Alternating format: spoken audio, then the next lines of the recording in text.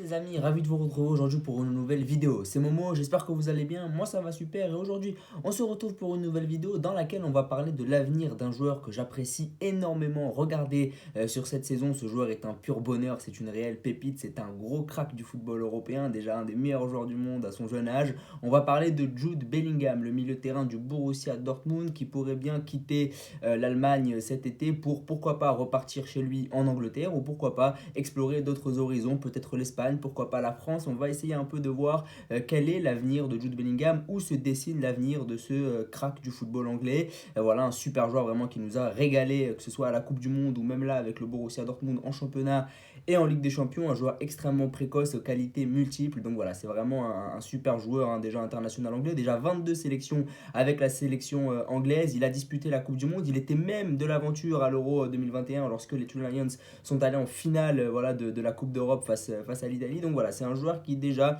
de son jeune âge, a déjà énormément d'expérience. On va essayer un peu d'explorer les pistes pour ce jeune joueur-là. Alors au Borussia Dortmund, son contrat se termine en 2025, mais bon, on sait déjà qu'il ne va pas vraiment prolonger avec le Borussia Dortmund, même si, pourquoi pas, hein, rester au Borussia Dortmund en réalité, il a que 20 ans, c'est un club qui donne leur chance aux jeunes joueurs. Il pourrait pourquoi pas encore rester 2-3 ans là-bas, sachant qu'il est encore très très jeune, il n'est pas encore dans la force de l'âge. Hein. La force de l'âge quand tu es footballeur, c'est 26-27 ans, lui il en a que 20. On pourrait tenter de lui dire de rester au Borussia Dortmund pour continuer à éclore, etc. Mais en réalité, on a l'impression que ce joueur est déjà fini tant il affiche énormément de sérénité sur les pelouses de la Bundesliga. On va commencer par explorer les pistes en Angleterre. Et en Angleterre, il y a 5 clubs quand même qui se dessinent pour pouvoir recruter Jude Bellingham. On va commencer par la piste la plus probable. Hein, c'est là où Jude Bellingham devrait signer contre toute attente normalement. C'est Liverpool. Pourquoi je dis contre toute attente? Parce que à la base, on l'envoyait plutôt à Manchester City, on l'envoyait même à Manchester United ou même au Real Madrid. Mais là, depuis les dernières semaines, on a vraiment l'impression que c'est Liverpool qui se dégage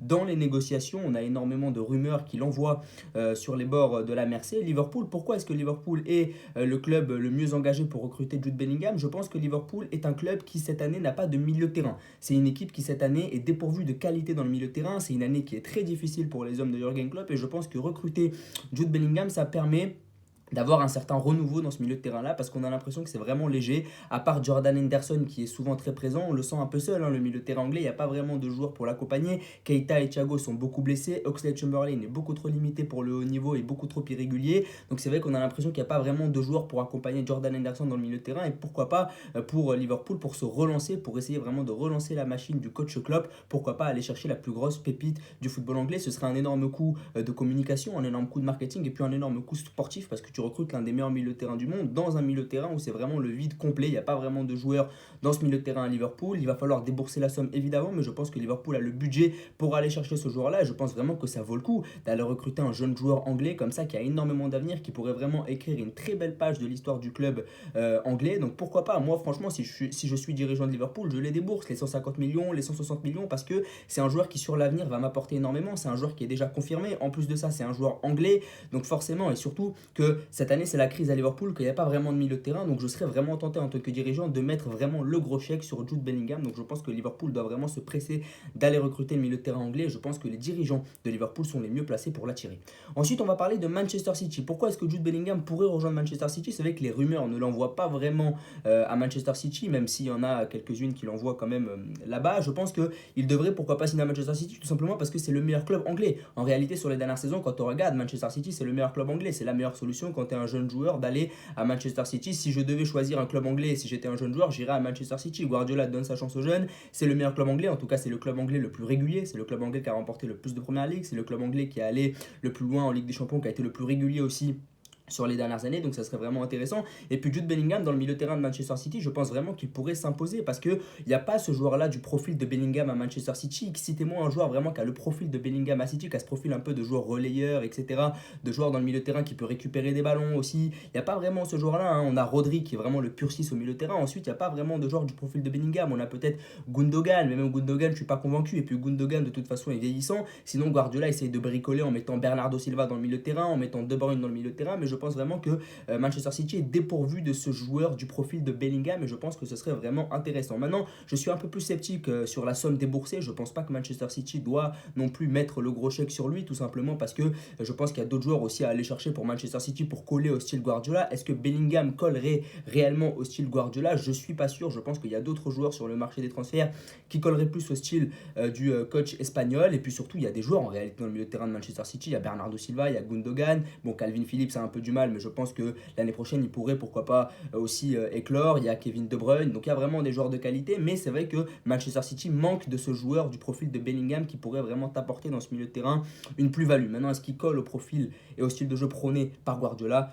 Je suis un peu plus sceptique, donc moi je reste quand même sur Liverpool pour Jude Bellingham. Ensuite, on va continuer avec Arsenal. Là aussi, il y a des gens qui l'envoient à Arsenal parce que c'est vrai que Arsenal est très fort cette saison, mais hormis cette saison, est-ce que Arsenal a été performant sur la dernière saison, a été assez bon pour pouvoir se permettre de recruter d'un joueur du calibre de Jude Bellingham? Ils sont bons cette année certes, et je sais qu'ils sont excellents, mais sur les dernières saisons, c'est vrai qu'Arsenal t'offre pas de garantie sportive quand tu es un jeune joueur qui veut aller signer en Première Ligue. C'est vrai que moi, il y a encore 2-3 ans, si je voulais signer dans un club de Première Ligue, je ne serais pas allé à Arsenal. Arsenal est très très bon cette année, c'est vrai, et Arsenal lutte pour le titre de champion et ils affichent vraiment un très beau visage avec Arteta, mais est-ce que ça m'offre vraiment des garanties sportives sur le long terme? En réalité, je suis pas sûr. Et si je suis Jude Bellingham, je n'irai pas à Arsenal parce que je suis pas vraiment certain de l'avenir que peut me donner Arsenal. Maintenant, c'est vrai que Arsenal va peut-être écrire une belle page de son histoire dans les prochaines années parce qu'ils ont beaucoup de jeunes joueurs, etc. Mais j'ai pas l'impression que pour Jude Bellingham, il y ait vraiment les garanties sportives. Maintenant, ce serait vraiment intéressant de le mettre dans un milieu de terrain avec Partey et Odegaard.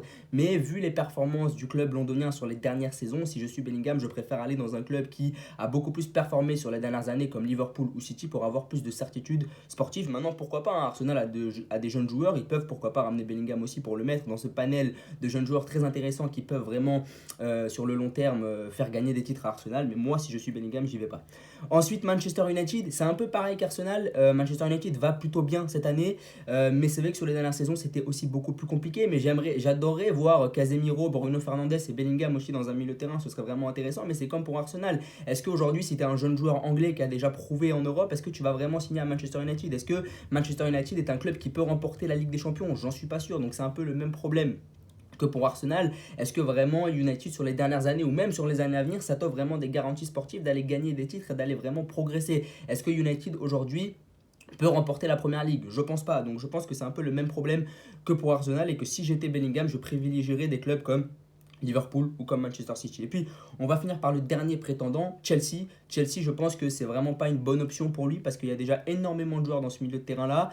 Je pense aussi que, bon, ça aurait été une bonne histoire aussi parce que c'est vrai que Kanté est blessé, je pense qu'il va pas rejouer au foot. Jorginho est parti à Arsenal, donc ça aurait été pourquoi pas une bonne solution de le mettre là pour les remplacer. Maintenant, ils ont recruté Enzo Fernandez à 120 millions d'euros, donc je vois pas pourquoi ils iraient dépenser encore plus pour Jude Bellingham. Je pense qu'ils ont choisi leur homme dans le milieu de terrain pour les prochaines années, c'est Enzo Fernandez. Malheureusement, c'est pas Bellingham et je pense qu'ils ont beaucoup trop dépensé pour se permettre d'aller dépenser encore 150 ou 200 millions d'euros sur Jude Bellingham. Je pense qu'au niveau financier, c'est beaucoup trop compliqué pour Chelsea. Je ne pense pas que Bellingham soit une priorité. Je ne pense pas que Bellingham fasse de Chelsea sa priorité non plus. Maintenant, on va aller voilà, dans les autres pays d'Europe. On va aller voir un peu en Espagne. On va aller voir aussi en France. Pourquoi pas en Allemagne. On va essayer un peu d'explorer les pistes pour lui maintenant qu'on a vu ce qui se passait un peu pour lui en Angleterre. On va commencer par parler du PSG. C'est vrai que c'est surprenant, mais c'est vrai que le PSG pourrait pourquoi pas accueillir Bellingham dans sa politique du renouveau.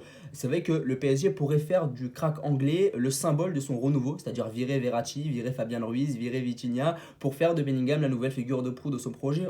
Ensuite, on sait que le PSG est très friand de ses joueurs bankable, de ses joueurs marketing. Ça tombe bien parce que Bellingham, c'est vraiment le joueur marketing par excellence. Je crois qu'il a déjà fait une pochette FIFA. C'est vraiment le joueur qui a le nom stylé, vraiment le crack anglais, etc. Donc je pense que sur le plan marketing, ça peut vraiment être très intéressant pour le PSG. Et puis dans sa politique de renouveau, le club de la capitale pourrait tout à fait attirer Jude Bellingham. Et puis Jude Bellingham pourrait aussi rêver de vivre à Paris, de jouer à Paris. Ça pourrait vraiment être intéressant pour ce genre de jeunes joueurs-là. Attention à ne pas se perdre non plus dans les nuits parisiennes, mais c'est vrai que Bellingham pourrait, pourquoi pas, venir au PSG. Ce serait extrêmement surprenant, mais je pense que Bellingham pourrait y aller. Moi, si je suis Bellingham, j'y vais pas, je retourne au pays. Mais c'est vrai que le PSG pourrait aussi offrir des garanties à Jude Bellingham sur le plan sportif. Il y a Mbappé au club, ça pourrait vraiment être intéressant pour lui. Et je pense que le PSG ne se gênera pas pour mettre vraiment la somme qu'il faut, 150, 160, 170. Je pense qu'il pourrait vraiment faire monter les enchères. Ça pourrait pourquoi pas être intéressant pour lui. Et le PSG pourrait faire de ce jeune joueur un peu bankable la figure de proue de son renouveau et de son nouveau projet. Maintenant, je pense pas qu'il signera au PSG. Et puis pour finir, on va parler du Real Madrid. Pourquoi aller au Real Madrid? Déjà pour succéder à Modric et Kroos. L'histoire serait vraiment belle pour Jude Bellingham de succéder à ces deux légendes-là. Pourquoi? Parce que le Real Madrid est le meilleur club du monde et qu'en tant que meilleur club du monde, il se doit d'accueillir les meilleurs jeunes du monde. Et je pense qu'un crack comme ça à la sortie du Borussia Dortmund, c'est vraiment une affaire très intéressante pour le Real Madrid. Et puis on se rappelle que l'année dernière, le Real Madrid était sur Tchouaméni. Tchouaméni hésitait entre Liverpool et le Real et finalement il a choisi le Real Madrid. Ça pourrait être la même chose pour Bellingham. Là, il y a Liverpool, il y a le Real Madrid, il y a un peu bataille entre les deux clubs pour le recrutement de Bellingham. Je pense que le Real Madrid pourra avoir le dernier mot de par son prestige, de par sa capacité à être le meilleur club du monde, etc. Par son image, je pense vraiment que le Real Madrid pourrait l'attirer. En tant que meilleur club du monde, ils sont obligés d'attirer les meilleurs joueurs du monde et je pense que Bellingham pourrait être vraiment tenté de signer au Real Madrid. S'il aspire à devenir l'un des meilleurs milieux de terrain du monde, que ce soit en termes d'image ou même sur le terrain, même pour gagner des Ligues des Champions incessamment sous peu, il devrait pourquoi pas signer du côté du club merengue. Maintenant, je pense que Bellingham fait vraiment du retour au pays sa priorité. Je pense qu'il a vraiment envie de jouer en première ligue. Il n'a jamais joué en première ligue. Il est parti à 17 ans de Birmingham City.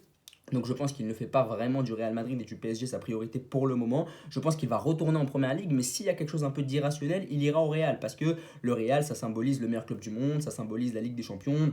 Ça symbolise les gros trophées, ça symbolise vraiment le summum du football européen.